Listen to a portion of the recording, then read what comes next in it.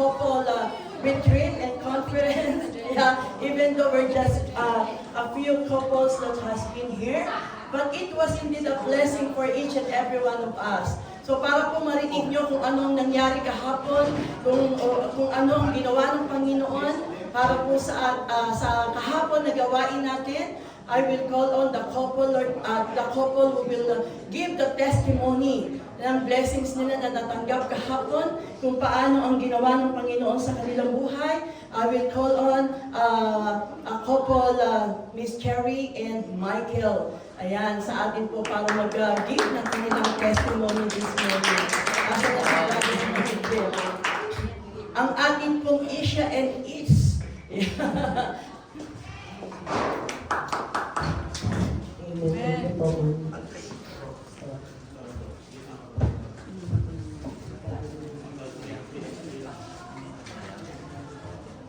Good morning again. I just would like to share just a bit of what we experienced yesterday. When they posted the memo about the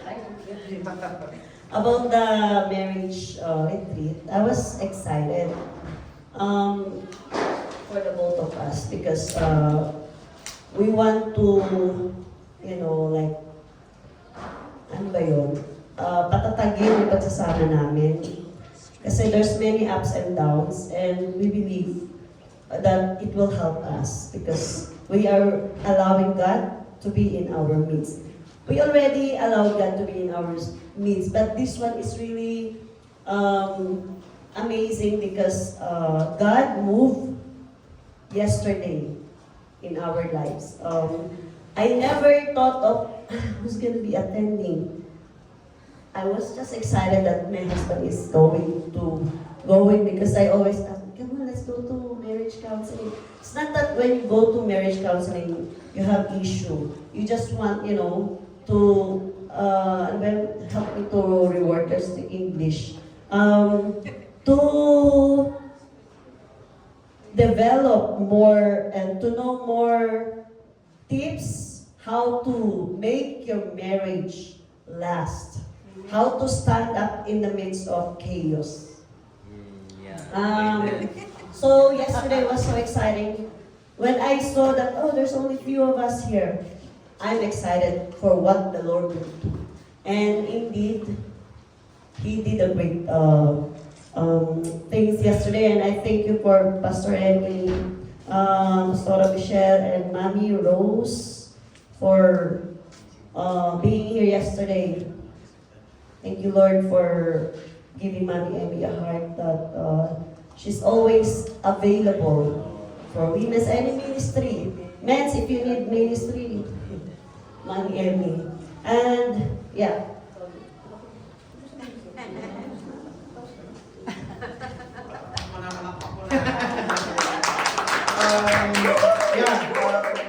It was a very blessed day yesterday. Yeah. One thing that I learned yesterday was when I love my wife, I love my wife because I love her. But as due to my Christian life, yesterday it reminded me that I love my wife because God first loved me. So Amen. I was reminded I don't just love my wife because I love her, because of physical appearance, because of the talent, stuff like that. But I love her because God put her into my heart, and that was reminded of me. So she was the one, sabi nga, she is the missing rib. So, yeah. I was reminded, sabi niya nga, there are ups and downs sa buhay mag-asawa in the life of marriage, up and downs. But again, another thing that I was reminded is, how are you gonna fix it? Are you gonna fix it like on your own, or are you gonna fix it with the help of the Lord? So, yun, that's one thing again that I was, yesterday meron kami, we have the Breakout session. breakout session. breakout session. Breakout session. Breakout Hindi, session. break up and break up. Break up. Break up. So, sabi ko, I will just share yung one thing that sinasabihin ko na lang that I mentioned or I discussed to them was that yung isa doon is parang may question din. What?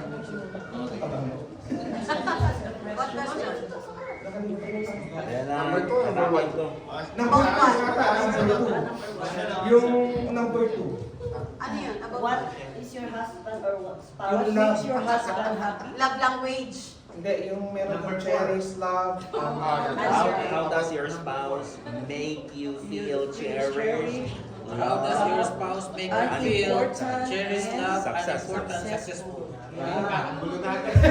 So, yun. Babalik mo, babalik. Meron doon yung ano po yung negative na ano.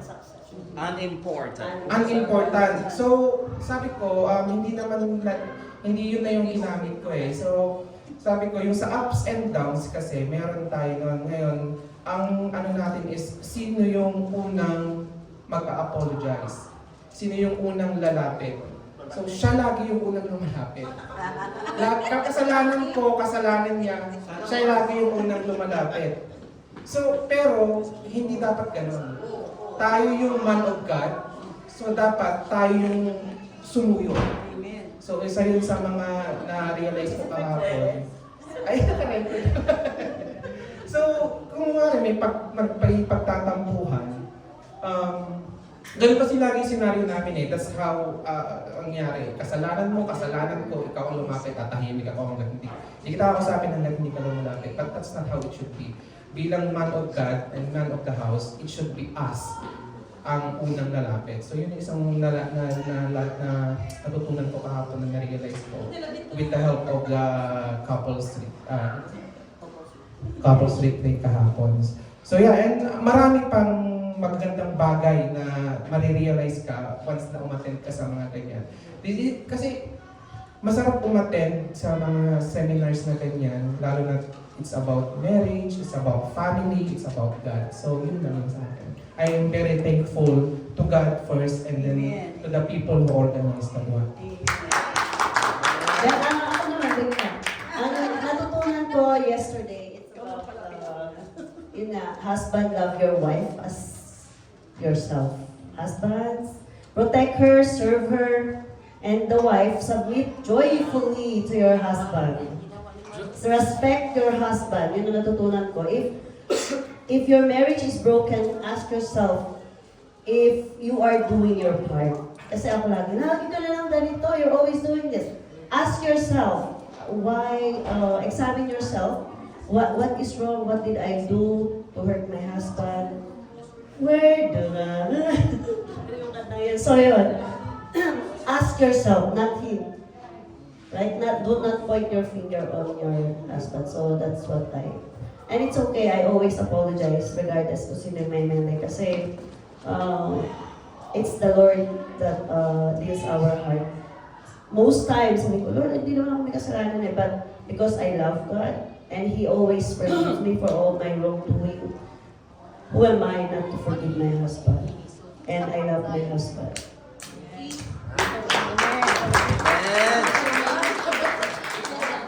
Thank you so much, husband and wife. Yan, our each and this morning. Yan, at marami, lahat ng mga tigang na diligang ng pagmamahal, na-renew ang pagmamahal ng husband and wife. Truly enough na salamat sa Panginoon dahil this is our first time to have a couples retreat. And next time, it will be even more and even deeper.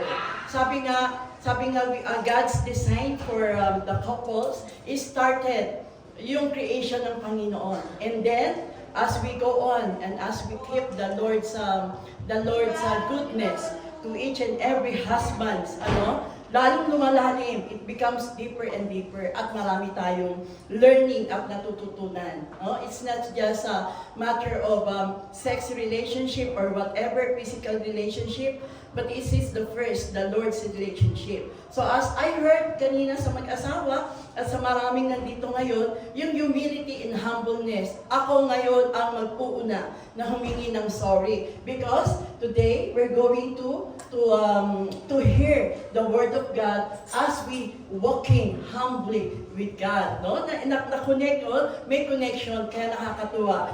Yes, beloved in Christ, and of course, welcome. This is the last day of November, and tomorrow, dito ba sa Canada, kumakanta na si Jose Marichan? Sa Pilipinas kasi, it was September, right? September 1. But in Canada, I don't think that if Marichan will going to sing, or si Michael Jackson, ang kakantang Give Love on Christmas Day, because tomorrow is the first day of December. But anyway, magandang panahon ngayon, even though it's negative 32 according to Alexa. It's really cold. Yeah, but the sun shines this morning. And it's a reminder that God is good to us. Kahit na ano pang panahon, whatever is the weather is there outside, the warm and the presence of the Holy Spirit is what we're inside this sanctuary. Okay? So we are here today to break and open the bread of life. What is the bread of life for the Christians? It is the Word of God. To feast, to celebrate, and to ask the wisdom of God as gracefully provided for us in His Word today. We will be turning our hearts and our minds to listen and to learn from the prophet Micah. So, sino nakakakilala kay Micah? Hulaan nyo, babae ba siya o lalaki? Yun ang una kong hinanap. Si Micah, no? So, si Micah, the book of Micah, he is considered as the minor prophet. Kasi may mga major prophet, may minor prophet. And this is the first time that I will preach from the book of Micah. And that's why I really tell the Lord, Lord, give me the wisdom that I can deliver what you want us to hear from you. Kapag tumatayo po ang isang preacher here in the pulpit, ang tama po, the first tama or the first hit ay yung preacher mismo. Sa kanya muna po ipinapaalam. God wants the preacher to feel the presence of the Word of God. So that if he stand or she will stand in front of the brethren, yung power sa kanya muna, and then it will pass through the congregation. So the book of Micah is before the book of Jonah and after the book of Nahum. Kasi we seldom read book of Micah. And book of Micah is just 6 chapters. 6 lang sila, very short, but very powerful. Okay? So, we'll take a look at the background of Micah. Kuya June? Yeah, okay. Saan ba yan si Micah? Okay, so as we give reverence to the Word of God, may I ask the congregation to please rise? Kaya bigyan natin ng power, no? Para the Holy Spirit will give us wisdom as we read the book of Micah, the message that comes from the Lord, from the minor prophet. Okay, are we ready to read? Let us read all together with wisdom, with power, and with knowledge that comes from the Holy Spirit. Ready, go. With what? Shall I come before the Lord and bow down before the throne of God? Shall I come before Him with burnt offerings, with cups a year old? Will the Lord be pleased with thousands of rams, with 10,000 rivers of olive oil? Shall I offer my firstborn for my transgression, the fruit of my body for the sin of my soul? He has shown you, O mortal, what is good. He has shown you, O mortal, what is good, and what does the Lord require of you? To act justly, and to love mercy, and to walk humbly with your God. Yes, Heavenly Father, thank you so much, Lord God, because you wake up us this morning, Lord God. You prepared our hearts, you prepared our mind our soul and our spirit as we gather this morning, O Lord God. We want the presence. We want your presence, O Lord God. We want to hear from you. We want the word to be true to ourselves, O Lord God. And as we walk humbly with you, O Lord God, you are with us. Anytime, always, and all the time. Thank you so Lord God, that your word, Lord God, has a power that it will be deeply here in our heart, Lord God. Thank you so much for the presence and the guidance and the wisdom that comes from our Holy Spirit within us. Thank you, Lord. May you go to bless and do not let us, Lord God, be hearer only, Lord God. But we will act as an act of our faith, Lord God. We will do what you want to do and let your will be done in our life. In Jesus' mighty name, amen and amen. Thank you so much, my brother and sister. Thank you so much. Yeah, okay. So let us see the book of Micah. Let us hear kung sino ba to. Who is Micah? So, Israel map in the Bible. We come to look at Israel map in the Bible because the book of Micah was written in the 8th century BC before Christ, when both the northern and southern kingdom of Israel were facing religious corruption. Noon pa pala, it was a long time ago. There is already corruption. Hindi lang pala yan ngayon. No? It was a long time ago. So Israel were facing religious corruption, idolatry, social oppression under the looming threat of Assyrian Empire. So Micah, another kuya, so Micah is from the southern kingdom. So let's take a look the Israel as we see in the map. So where is the northern kingdom and the southern kingdom? So after Solomon, the kingdom was divided into two parts. So there was northern kingdom under King Jeroboam. Its capital was located in Samaria. The kingdom is called the kingdom of Israel.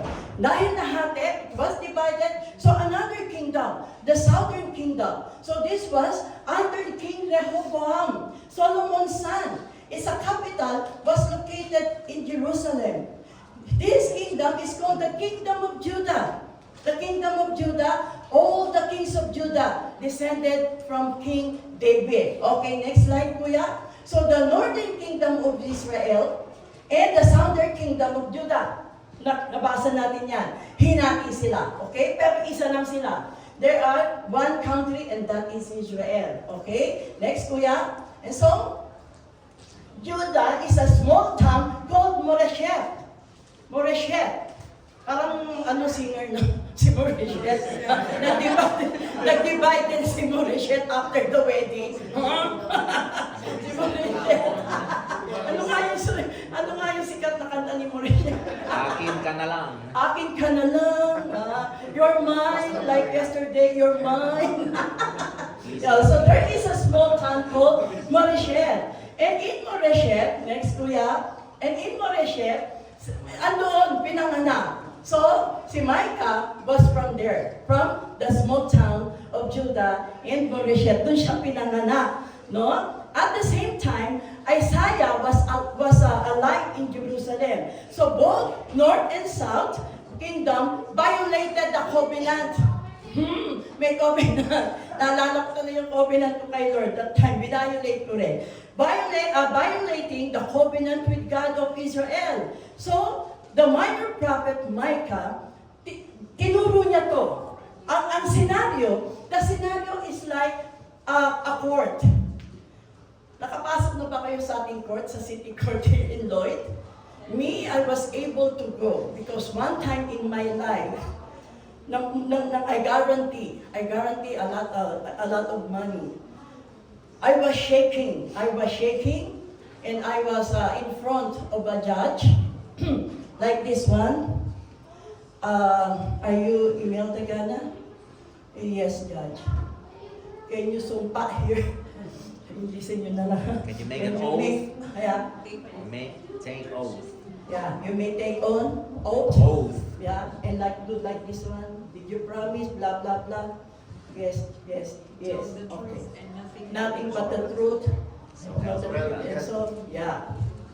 And so, this one like this one. There's a lot of witness. But during those time, the God, our God, is the prosecutor. When you take a look at the prosecutor, nakaano siya? Yung parang nag-graduate. Yung meron siyang toga, no? He's wearing like a big toga like this one. And of course, syempre, the eyes. Talagang nakatingin sa'yo. And then the hammer. Anong tawag mo? Ha? The hammer of the judge. Judgment. Ha? Gabo? Gabo? Like this one? Ibig sabihin, silence. No one will be a distraction. No one will say, silence your cell phone or turn off your cell phone. So in this one, the prosecutor is God. Who are the witness? Alam niyo kung sino ang witness? Mountains and hills. Mountains and hills. And during the court, the real court, there is the prosecutor and there is the defendant. And in Israel, during that time, the defendant was Israel. Ano ang kaso? Breaking the covenant. Ano ang kaso that time? I guarantor 2 million pesos. And the Bombay, the Indian national was the one who, because of my signature in my check, the one who sued me because I guaranteed 2 million pesos that time. And I was really shaking with fear. I was so afraid I might go to jail. But I really proved that I am innocent. It is also the covenant of God. So what is the covenant that the Israelites is saying that they are not guilty or guilty? What is the covenant made between God and Israel? So the breaking of the Mosaic covenant. So what is the Mosaic covenant? The Mosaic covenant is an old covenant. An old covenant between Israel and God. Okay? Which required Israel strict obedience to God's law. Very strict during the old times. Especially in the 10 Commandments. Who knew the 10 Commandments from 1 to 10? Ano lang ang naaalala natin? Thou shalt not kill. Thou shalt not Steal. steal. Thou shalt not Commit adultery. covet thy neighbor's wife, right? So there is a lot of law. Puro batas, puro batas, puro batas. And one batas only, one only law that you're not able to follow, then all the rest of the law, you are guilty.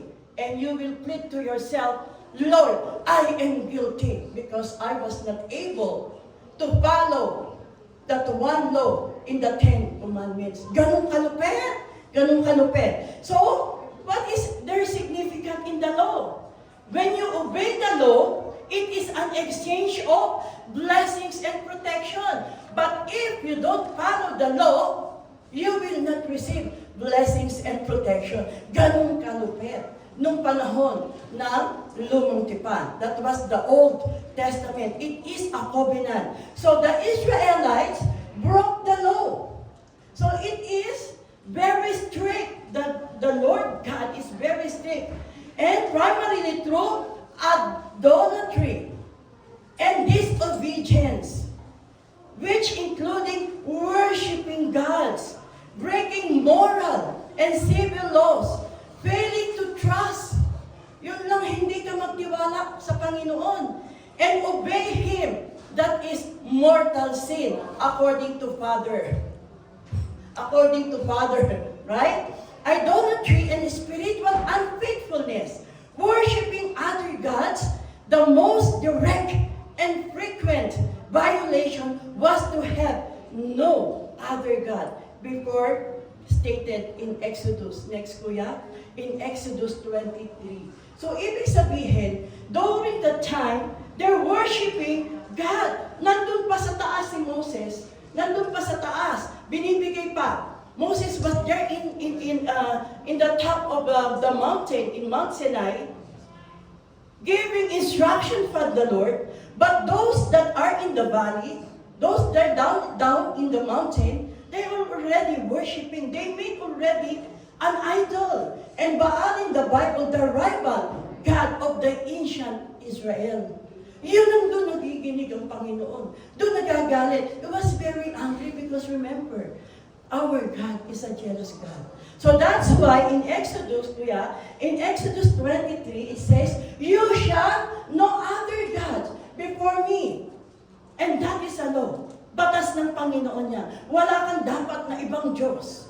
So sa ngayon, in our application today, in our generation today, are we still worshiping the idols? Is it the image? Oh, ako Korean, yung BTS ba yun? Pop, yung pop. Fans ako ni ni Vilma Santos na to. Panahon namin yun. Si Nora Honor. Ha? They are my idols. But the generation, in your generation, sino uso? Uso Korean pop? In your generation? No? Yeah? During your time, ha? Sino po si Nora Honor? Parang ka na, pang Rico J. Puno, Di ko kayang tanggapin. Ay, April Boy pala yun. Mukhang hindi ko generasyon yun. That is not my generation. No, Rico J. Puno ang kanta di ko kayang tanggapin. Yeah. So we have a lot of idols in our life, right? And during that time, that is a commandment of the Lord, and it's included in the 10 Commandments that was given to Moses, right? Immediately after the covenant was made, the Israelites created and worshipped a molten calf while Moses was still there in the mountain Sinai. Grabe, no? Yeah. Gumagawa si Moses, he is receiving an instruction from the Lord, but the Israelites are there worshipping other gods. Kaya talagang binroke nila ang kanilang tipanan. Over time, they adopted the religious practices of the Canaanites, like worshiping Baal. So this time, Moses was in there in Sinai and really seeing the glory of God. And he even, tinanggal niya yung kanyang sapatos. Wala siyang sapatos, tinanggal niya yung kanyang sandals, yung kanyang chinelas, because that time, when he going to face the glory of the Lord, he should be stepping. He is stepping on the holy ground. That's why he removed the sandals. And it is a command that you, when you go there, in the presence of the Lord, wala ka dapat na dumi. Ibig sabihin, you are totally clear, or you are totally worthy to face the Lord our God. And so, the lack of faith and trust,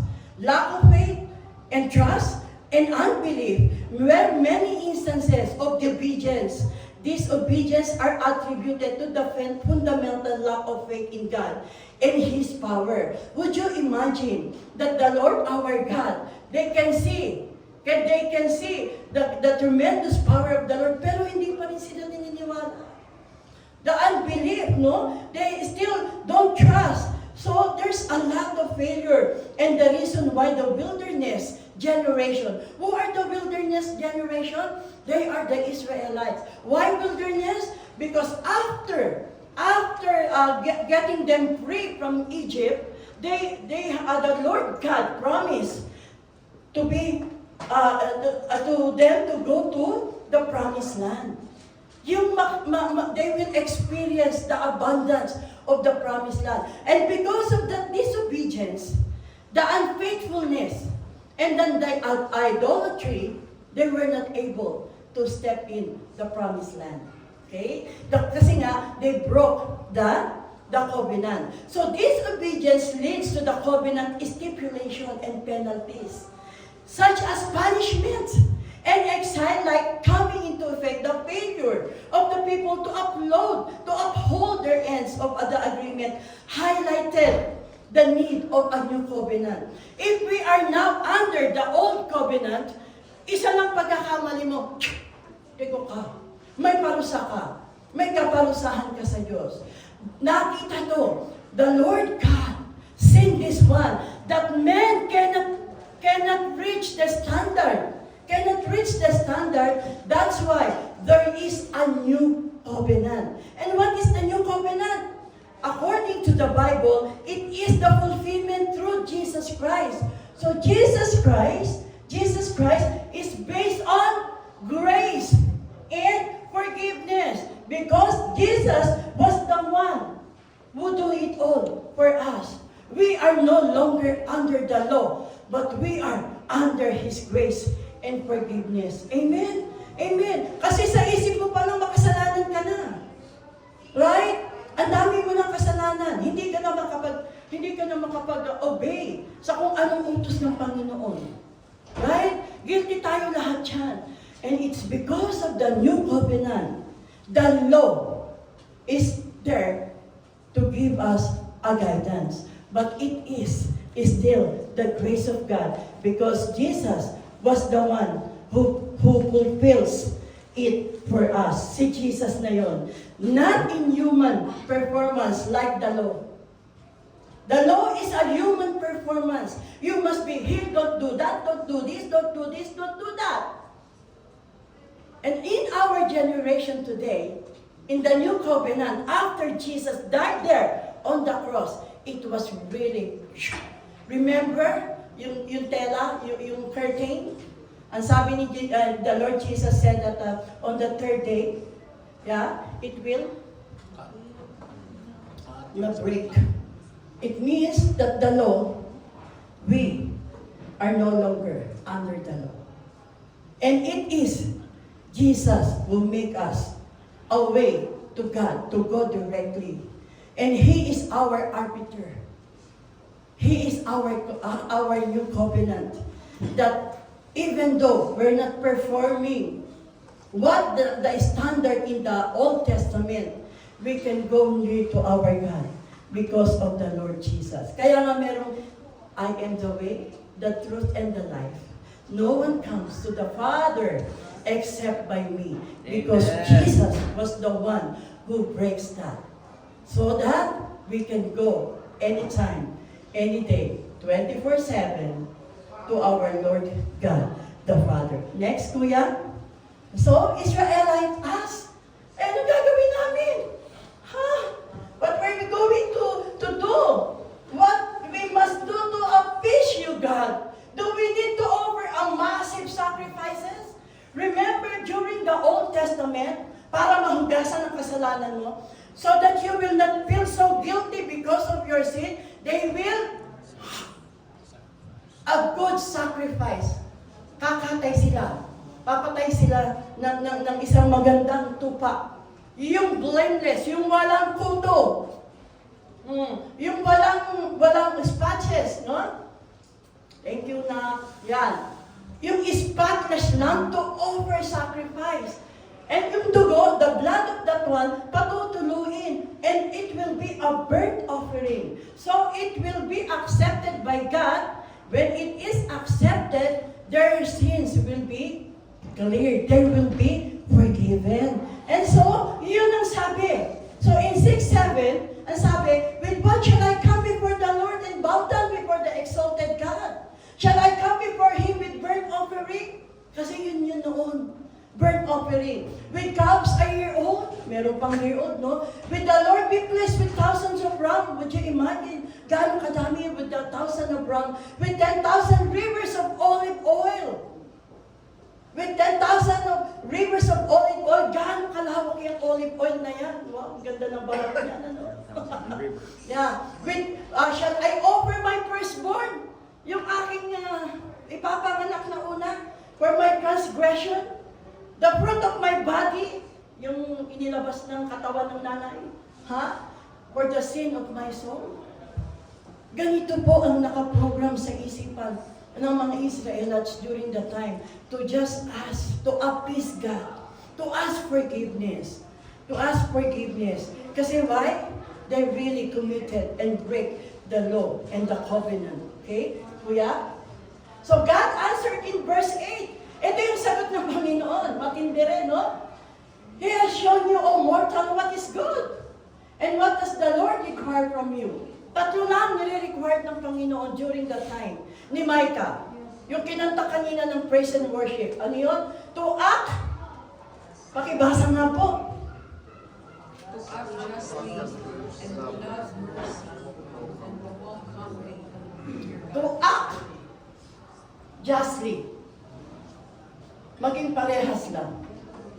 Sa ngayon ba, in our generation, do we see a lot of people there, especially those people in power, do they act justly? Kakalungkot, no? I seen the post of my one of my young people there in the Philippines. They post and they are rallying. It is not only BBM that they want to ousted. It's Sara Duterte. So it says in the placards, laki, tarpaulin. They said BBM and so Sara Duterte and Marcos. Punta nyo kasama yung people namin ilan to. They are really trying to see justice in our system. To see justice in our system. And of course, syempre, because we experience a lot of typhoon, a lot of storm, a lot of calamities, earthquake. And tomorrow, December 1 until 2 days or 3 days, there will be the suspended of classes. Have you heard that? Because another 2, signal number 5 will be coming again to the Philippines. Wow. Ate, pray natin that you will be safe, ha? Pagland nyo. Kasi darating daw siya. Darating these first 2 days ng December. So, what will happen? Canadian citizen or Canadian government donated $675,000 Canadian dollars as an aid to us, to the Filipino that was victim of super typhoon in Cebu. 675. And thank you for the Canadian government that we're going to receive that aid. Ang tanong, the question is that, is it going to be in the right hand? Yes. In the right hand. And as we can see those aids coming from a different country, we're praying that the love, mercy, and to love mercy will be seeing in our country. The love of mercy, awa, habang doon sa maraming na biktima. And of course, syempre, we cannot do that. The third one that the Lord requires from the Israelites is to walk humbly with your God. To walk humbly with your God. So, it's clearly outlined in these 3 core requirements that we are to be the foundation of our relationship. A relationship with our God. So, this is clearly stated in verse 8, and act with fairness and righteousness in dealings for the vulnerable and oppressed. Very sensitive. When you lost your mansion, you lost your 40 luxury cars, your Rolls Royce, your Mercedes-Benz with umbrella, with Lamborghini, masakit ba yun mawala? Yes. Kung tanggalin yun sa'yo lahat, yung magagandang sasakyan ng 40 luxury car, Okay lang. okay lang. Magtok-tok ka na lang, mag-tricycle, Kasi, or mag-bike. galing tayo sa wala eh. Ha? Masakit yun. Kasi bakit? Andito na. I'm already here. And I'm very proud announcing to the world that I have 40 luxury cars. I've given the announcer 10 million. I paid the announcer this 1 million. And it is a pride, right? And it is your pride. Would you imagine? Your mansion is really big and you buy there in France a house and lot near the sea. Wow, ang yaman nila. Pero what about the oppressed? What about the vulnerable? Yung may bahay tubo na pinundar mo dito sa Canada, pinadala mo sa Pilipinas just to stand na mabigyan mo. You're going to help your family there in the Philippines to build a house, a shelter, a refuge. Tapos one day, kinuha ng hangin, kinuha ng delubyo, kinuha ng earthquake. So where are the aids coming from? Canada, coming from the US. Vulnerable and oppressed. Do justly. That is the number one requirements of the Lord. And then, next, Kuya, love and mercy. Love and mercy show compassion. Steadfast love to others, mirroring the covenantal love God showed to His people. The Lord loved the Israelites. Kaya nga, when they're doing and walking in the wilderness for 40 years, anong binigay ng Panginoon? God covered them with the clouds para hindi sila mainitan so they will not feel really hot.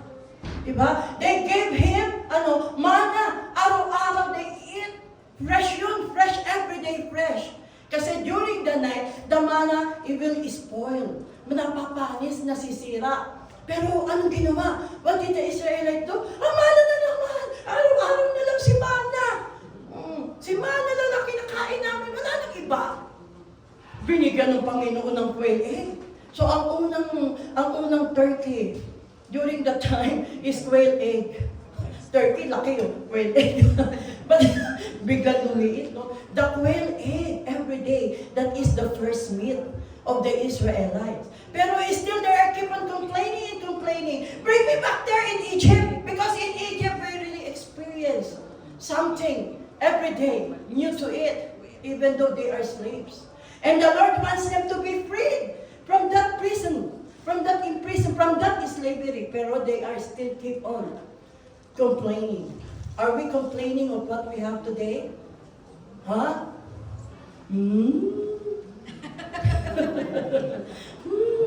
Sasakyan ko, Lord, wala pa.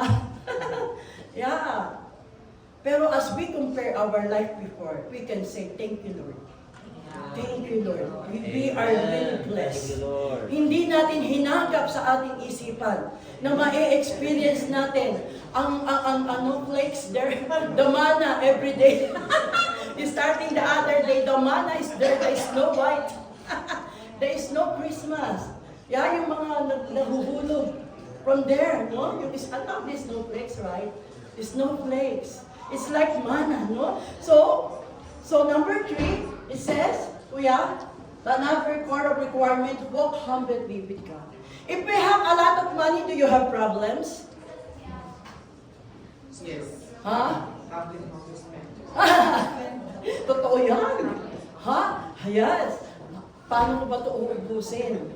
You know, have you heard of the news? I think last 2 months ago ba yun, or dito lang, na may nagbalita sa amin sa Bible study.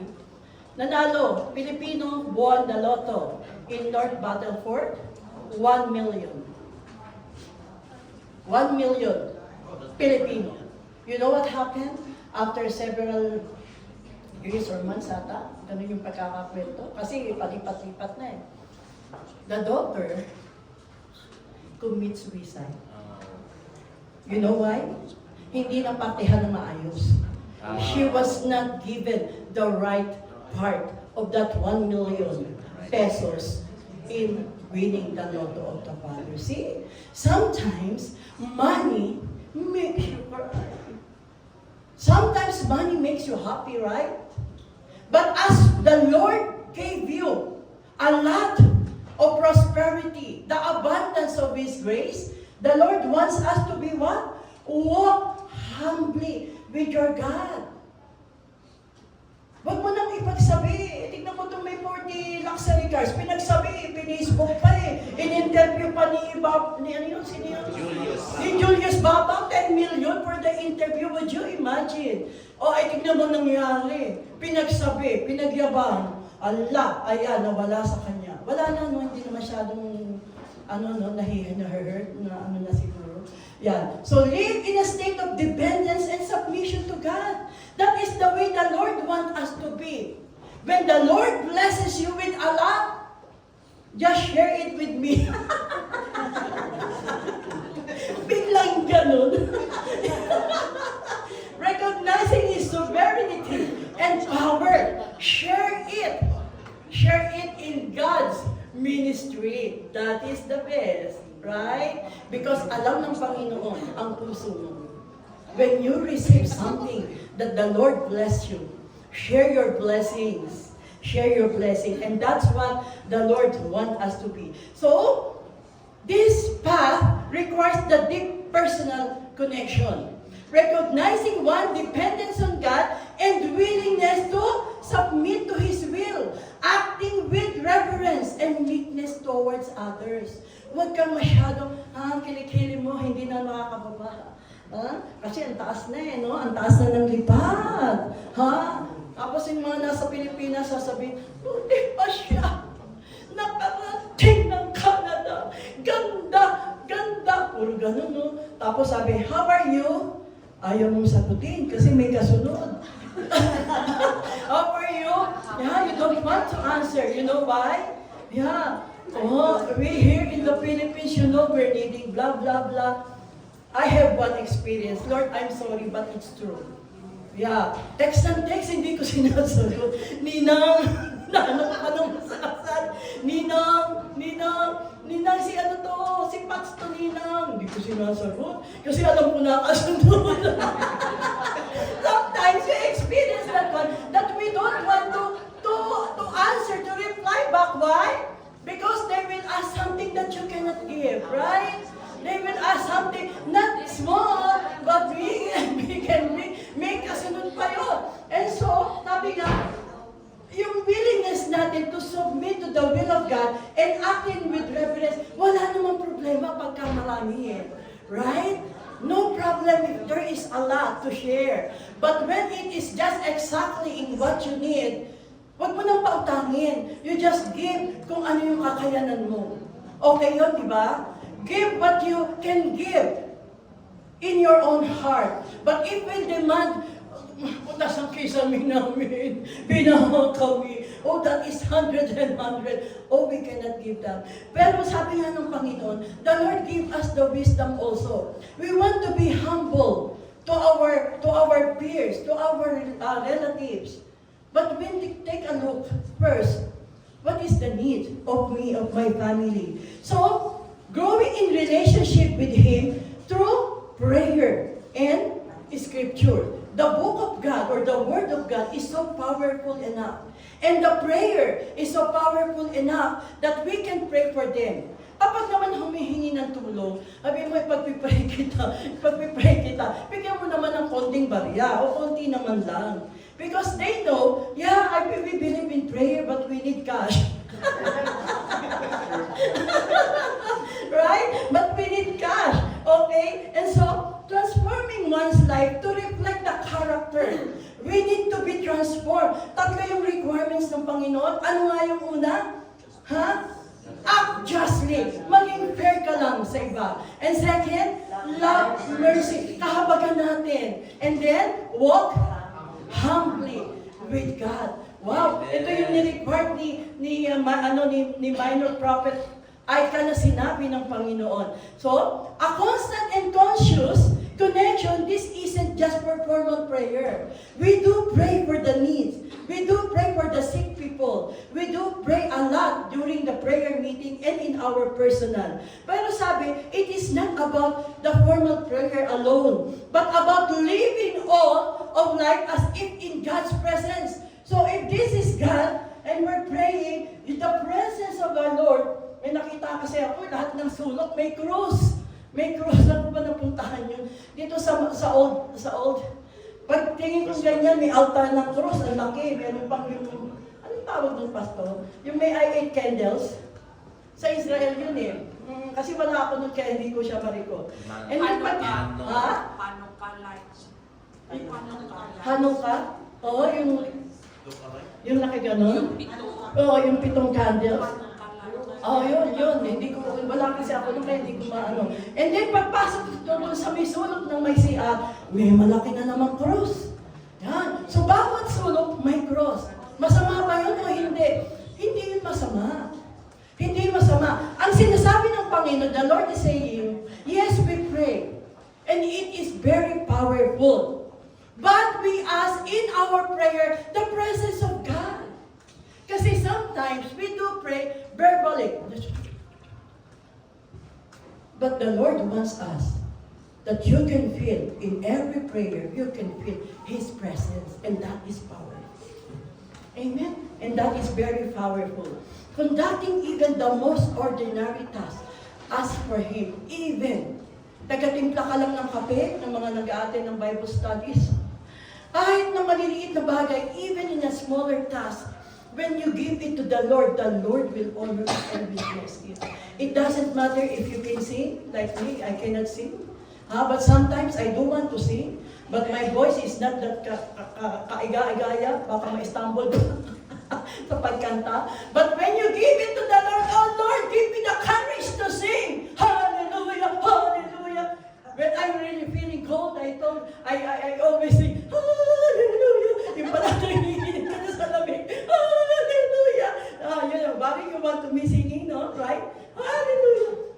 And you give all to the Lord. The Lord will bless that golden voice. Okay? And so, through humility, kuya, next.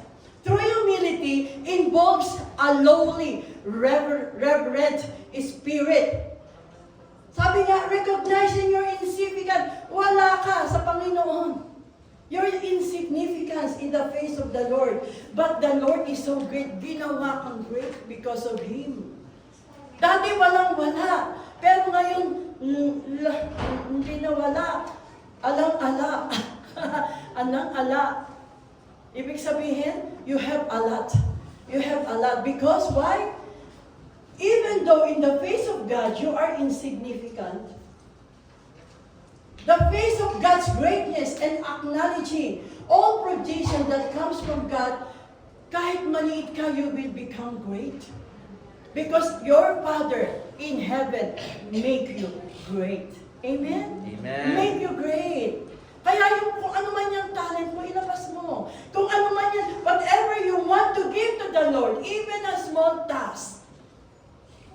Kung sa tao, it's nothing. But with the Lord, it's very important. It's an important thing. So the face of God's greatness and acknowledging all provision. Are we acknowledging God in our stance today, in our situation today? Yes. Kasi, yung lakas natin, our strength is not our own. Our money is not our own. Our mansion is not our own. It is all from God's provision. Amen. Every time that you wake up in the morning, and every time Judy will break you, will visit you, say Judith. Remind me.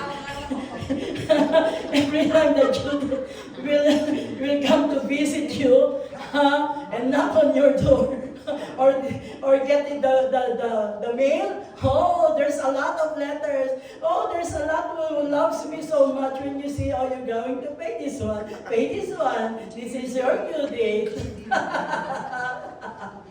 You just say, thank you, Lord, because your provisions, I acknowledge. These due dates, these billings to pay, these bills, this everything, you give it already to me to be paid. And no more utang the next time. It is an acknowledgement. You just say when you take hold on your envelope or your payslip, wala nang laman. Your payslip is 0 balance. And you say, Lord, ikaw ang maglalagay niyan. Hindi ko tinanggap yung sweldo ko kahapon. I told to my manager, it's okay, sister. You don't have to go to ATM and withdraw because it's so cold. You just give it on Tuesday, okay? Kukunin din pala, binigyan na no? Kasi it's so cold. Matanda na yung boss ko, 77 years old. Ganyan na nga maglakad eh. Sabi niya, no, I will go to Lloyd Mall. Doon nagpunta kami, when we go to the Lloyd Mall to withdraw, may salary, konti lang naman yun. Pinagmalaki pa, no? Konti lang naman yun. She is so happy. Kasi bakit, ano na naman niya due date na naman niya sa akin Sasabi niya, no, I will deliver it to you to the church after the worship. No, it's okay. Would you imagine 400 a month? Cleaning your mess in the kitchen? 2 hours in 2 weeks' time? Oh, that is I'm very appreciative with that. Even though you know my Niagara Falls is keep on falling down here, yeah, it's so hard. It's so hard, huh? The perspiration is really, it's hard. So when I get the 400, what will I think when I get, Lord, thank you for this 400 a month. I'm receiving from my cleaning. Huwag niyo ako sumbong, ha? Biglang ganun. Mapipiar na ako, kunti na lang. baka madunas. Baka mapulilyaso pa, ha? Yeah, sabi ko, Lord, this is for salvation. Or interbank. Or olive tree. Or dollarama. Nakakompute na kung ano yung bibilihin. Pero maganda doon, hindi yun para sa'yo. You want to share it with the vision. And kung ano man matitira, bigay mo muna kay Lord. Bigay mo muna kay Lord. And what is left from you, it is for you to divide it. So provisions that comes from God, we always recognize how good is our God. Giving a lot of baon to you, right? How much is your baon? Did you give tithes and offering from your baon? Huh? Okay, so, next, Kuya, as a meeting spirit is to His will requires a profound difference to God's will, encompassing both active obedience. Sumunod ka lang sa Panginoon, i-bless ka niya. Amen, naranasan ko yan. Yes, naranasan ko yan. Sometimes it's really hard to get something here. Ang hirap bitawan yan eh. Di ba? Ang lalim eh. Hindi kagaya ni Fernando po, pag nakakita ng kalaban, ay ano eh, Fernando po ito, ang bilis eh, gaganon lang. Eh ang Kristiyano daw, ang lalim. Ang lalim ng bala. Hindi maabot yung bulsa. Eh, yung bulsa daw nandito. Kaya pag bumunot, bago bumunot, talaga na mahirap na hirap. Hirap na hirap, no, di ba? Sabi nga, an active obedience is not only doing your ministry, but the first one is yung giving mo sa best mo. Pinagpaguran mo yan eh. Sabi mo kay Lord, Lord, hindi naman kaya, hindi naman nyo alam eh. Lord, nahirap ako maglinis eh. Ang dumi ng kitchen nila, Lord. Ang siyang nila, Lord, wow! Hindi ako naglilinis ng siyang sa bahay. Pero sa Nelson, Lord, nagkikitata. Mabuti na lang Tagalog din. Okay. Ibig sabihin, an act of obedience, the Lord will really bless you. Subukan mo sa ng Panginoon eh. You try me eh. Para masubukan mo yung abundance of my grace, no? A positive or a passive acceptance. Ano ba plano mo sa akin, Panginoon? Ang bilis, Lord, nung isang araw, kailan ko sinabit yung aking application? Last week ng September. And I really praise the Lord. Hinihingi na po ang passport ko. Inilipad pa ako. Praise the Lord. NBI ko. Bigla ako natakot, baka may record ako sa NBI. Yung pagkatugyan ko dun sa judge, no? And police clearance as RCMP. Would you imagine? End of September, October, November. It's a matter of 2 months. They are asking me my requirements to be submitted. And that is the grace of God. Why? Passive acceptance of His plans for your life. Huwag mong pangunahan ng Panginoon sa buhay mo. Pagka hiningi mo sa Panginoon, akin to, Panginoon, walang makakaagaw nito. And then claim it with promise. And the Lord will bless whatever you declare. Yung covenant mo sa Panginoon. A life transformed. Why? Because you are a child of God. You have that relationship. Kung wala kang relasyon sa Panginoon, hindi mangyayari to. Right? Hindi mangyayari ang lahat ng kagustuhan mo. Eh bakit naman kita kaano? Hindi naman kita kaano-ano. But because you have the right relationship with the Lord and your life was transformed, binago ka ng Panginoon. Like yung mga mag-asawa kahapon, lumuluha ang papa. Ngayon nakangiti na. Hallelujah! Success! Success! Na-miss niyo yun. Bulog niyo kay si Because your life was transformed. You no longer before. You are what the Lord wants you to be now in His presence, okay? Humility develops through relationship with God. Pag marami kang pera, manlibre ka na lang. Huwag ka nang kumibo. Ha? Ibig sabihin, humility is developed through the relationship. Because if you have a relationship with God, it is easier for you to have a relationship with others. Ang dali, ang gaan sa pakiramdam. Pag nangitian kita, natitigan kitang ganyan, alam mo, dalawang bagay lang yan. It is only two. Wala akong pera. O ako ay masaya. Di ba? Pag tinignan ka ng tao, or dalawang bagay din lang yan. Pero lagi mo tandaan, yung pagpapakumbaba, sabi nga, it develops through relationship. The Lord wants you to be humble. The Lord wants you to really feel the presence of God. Nurture by spending time in His presence. Mag-isa ka, umalis ka muna sa bahay. Take time, kahit isang araw lang. Make it, break yourself. Umalis ka muna. Magkulong ka muna saan? Saan man? Daming motel dito, oh. Ha? Kasi sa atin, pag motel masamahan, yung... pag nakita ako, si Pastor na nandun sa, saan? Yung pala nagpiprayer. Dito hindi, na-amaze ako, hindi nga totoo, walang biro. Na-amaze ako dito, sunod-sunod ng hotel. Sabi ko, daming hotel dito. Yung pala, pagka yung nagbabiyahe, doon nag-ano. Sa atin, pag nakakita ka sa unahan, ang bus station po namin, Sogo, yung bus station nasa unahan. Nasabihin, si Pastora, si Pastora Amy, nandun sa tapat ng Sogo. Basta yun. Malay ko nila, ito kailangan na. Baka naku, nahaba na ang haba na ng kwento. No, diba? Yun yung sinasabi natin na, yung presence ng Panginoon, kahit saan, umalis ka muna, just feel the presence of the Lord. Sometimes we need Him. Sometimes we need to be alone with God. Para malaman mo. Even kayo mga bata, ha?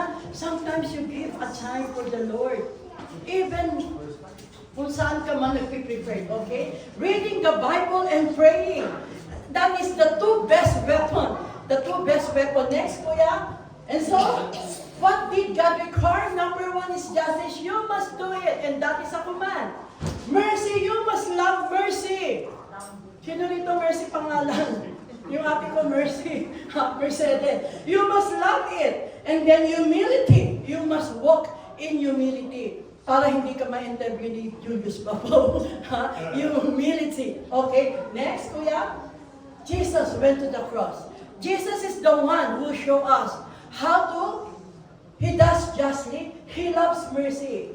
Ang sabi ng Panginoon, during that time, nung nakapinpin siya doon, nakabako siya sa cross, sabi niya, Panginoon, forgive them, for they don't know what they do. Kapag ka tayo nagkakamali sa Panginoon, ito pa rin ang sigaw ng Diyos, ng ating Panginoon Jesus. Panginoon, patawarin mo si Gary, hindi niya alam kung anong ginagawa niya. Every time. Panginoon, patawarin mo si Emmy, hindi alam ang ginagawa niya. And that is the cry, even up to now. Even the Lord Jesus was not there already because He was risen from the dead. And still, if we fail, the three core, do justly, love mercy, walk humbly with God, is still the Lord God. The Lord Jesus will say, oh, forgive Michael, for he is not doing good for me. And thanks God, because grace and forgiveness comes from the Lord. And so, kuya, did Jesus walk humbly? Yes. On the night of His greatest need, Jesus was, buntakin nyo, ikaw ay totoong Diyos, you are a true God and a true man. Hugasan ng paang may amoy? Pinapractice ba dito yan? In Canada?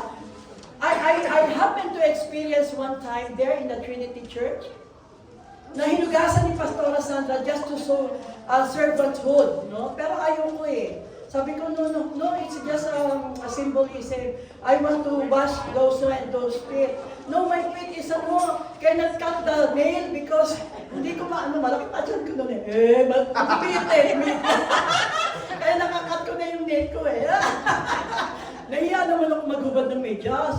baka may amoy, di ba? Pero that is what the Lord Jesus, wala siyang pakialam. He don't care. Even you have a dead nail. Patay na ko. Tinagalog, a dead nail. And it's like a stinky. It's like a mice that is dead for a week. Yeah. The Lord is still show humbleness and show humility. Why? In washing of disciples' feet. Bakit kaya ginawa yan ng Panginoon? Just to show that I love you, even you're stinky sometimes. Malakas ang amoy ting. Malakas ang amoy. Ngayon, this winter, how many times did you go to the bathroom and take a bath? Be honest. Me sometimes 1 week. Just put their on, and that's okay. So the Lord God always shows, even your loved one, even your sleep with your husband or your wife, kahit anong amoy pa niyan, minamahal ka pa rin yan. And that is showing humility and servanthood to our brethren. Okay, next, Kuya.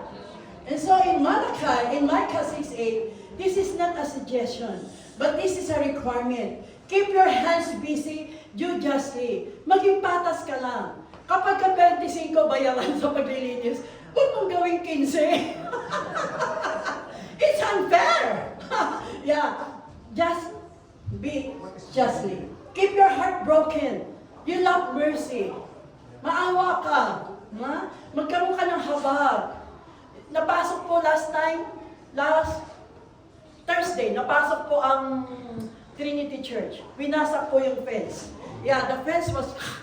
the following morning, when I cleaned there, the following morning, there's Lee, the one who fixed the floor of Barbie. He saw, wow, the fence of the church and the storehouse there at the back was open. And it's good, the Lord's grace and the protection, walang nawala. Maybe it's because they cannot carry the old chair, the old ladder. They are old. And sabi, I cannot sell that are old. See? There is pakinabang, there is benefit when you're hiding old. Old will come from the garage, kaya ako nakita ko, nasa basura na yung mga old. Tinago ko ulit. Tinago ko ulit. Nilagay ko sa sulo. Sabi ko, marami pang matutuwang bata dito sa old toys. Diba? And so, sabi niya, we show mercy in everything we do, even that is nothing at all, even that is insignificant. But in sometimes, those insignificant will become significant. Nagiging importante yung walang kakwenta-kwenta. Nagiging importante siya kapag nagbe-benefit yung nakakatanggap nito. Keep your head bowed down and walk humbly with God. Always keep your head bowed down. Even the Lord put you top there in the mountain. Okay, next one. Again, reiterate. Living justly, loving mercy, following the Lord are the most important sacrifice. Not the bull, not the cow. The most important one, a sacrifice. Living justly, loving mercy, and walk humbly with God. Yun lang ang ni-record sa atin ng Panginoon. Sapat na. Ay, sapat na. Amen? So that is the most important part, walking humbly with our Lord. Next, Kuya, meron pa ba ate? So one last slide. Are you walking humbly with God? Amen. Are you walking? Thank you, Lord. We will give humbly our tithes and offering. It will not be coming there under our... It will be here. I will walk with you, Lord God. I want you to give the blessing that you have given to me. The strength that comes from you. Even though I have a lot of obligations, but it is you. I want you to be humble. I want you to make me humble enough for what you have given me. Okay, so next, Kuya. Wala na. Okay, so Micah 6:8, call to listen to God, to do justice from our hearts, mercy and compassion, marked by the humility of Christ. So Micah teaches us the people to live what the Lord wants us to be. Full surrender in the will of our God. Is it easy to put it in our coconut head? Yung ating buo. Justly, okay? Do justly, love mercy, and walk humbly with God. Let us all pray. Heavenly Father, you have shown us what is good. And that is a good, Lord God. Help us to walk humbly with you, to do justice, and to love mercy in our daily lives. Empower us to be doers of your word, O Lord God, not just hearers only. Guide us to live according to your word and to your will. Hindi madali, Panginoon, but you will make us easier for me, easier for us, because, Lord God, we want to submit and surrender our life to you. Help us to walk humbly anytime, every time, wherever we are, O Lord God, as we're going here in Canada and going back to the Philippines, Lord God. May the humbleness that comes from you, Lord God, may the people see in us your character, your goodness, your abundance, your prosperity in us, O Lord God. We are relying on your wisdom and your guidance all the time, Lord. We cannot do it all alone, O Lord God. And thank you for the minor prophet Micah to remind us, Lord, of 3 things that you want us to require, Lord God. Do justly, love mercy, and walk humbly in you. It is only by your grace and your forgiveness that we can do it, because we are all your children and you are our Father there in heaven. May all the blessings be with us as you guide us along the way. In Jesus' name, amen. Amen.